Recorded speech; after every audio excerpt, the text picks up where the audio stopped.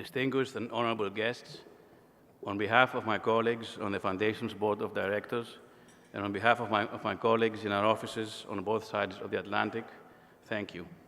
Thank you for honoring us this evening. We are indeed proud of our work and very thankful to my great uncle, our founder, the late Stavros Niarchos, for making all this possible. We are grateful to him for the opportunity to be of help to society at large. It is on his behalf that we are accepting this award tonight. This is an award given on an evening dedicated to Greece, to helping the country during this terrible socioeconomic crisis. We salute you and thank you all for your efforts. In that spirit, it is befitting that we accept this award tonight on behalf of our founder, a true citizen of the world. It was his wish that the Stavros Niarchos Foundation, although a global foundation, focuses its philanthropic activities towards Greece by directing at least 50% of its support towards his beloved country of origin.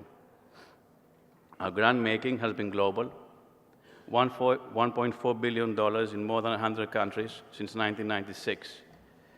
But for obvious reasons, our focus, especially in the last few years, has been in Greece, a country whose people are truly suffering, a country where the social fabric is disintegrating, a country easy to criticize, blame, patronize for all past mistakes, and unfortunately, most times for good reason.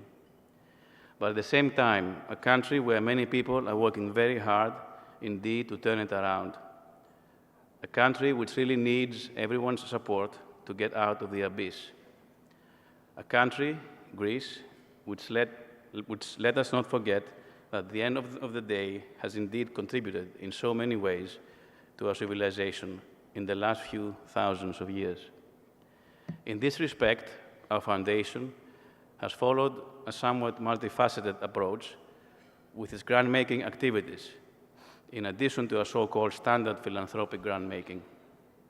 We have focused our work on providing relief and alleviating suffering, as expressed through our 3-year initiative of 100 million euros to help provide relief to society under the current socioeconomic crisis. At the same time, we have contributed towards providing opportunities and hope for the future through various projects. One of the highlights is the building of the Stavros Niarchos Foundation Cultural Center in Athens, a 42-acre urban park, which includes the new facilities for the National Library of Greece and the Greek National Opera, as well as the Stavros Niarchos Park. We will deliver this project to the Greek people towards the end of 2015.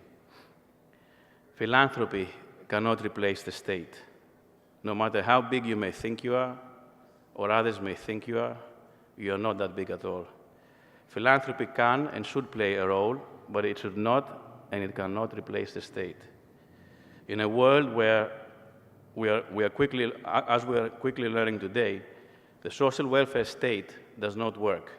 We need a social welfare society instead.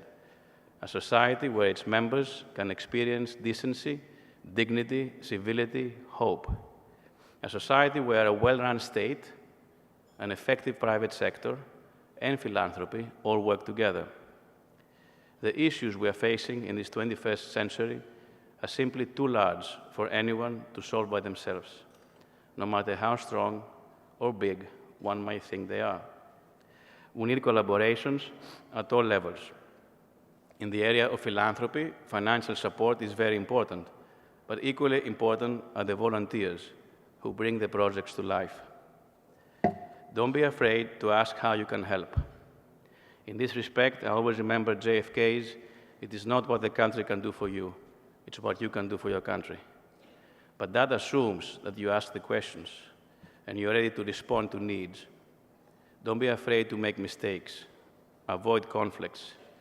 Be open to collaborations. There is no antagonism, no crowding out effect in the world of philanthropy.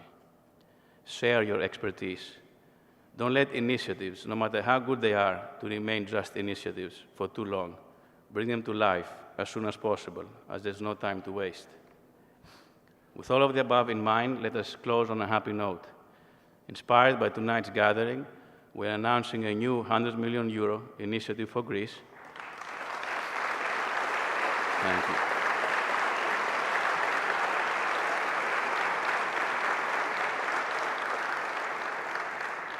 A new €100 million initiative for Greece, a multi-year project to be named Recharging the Youth.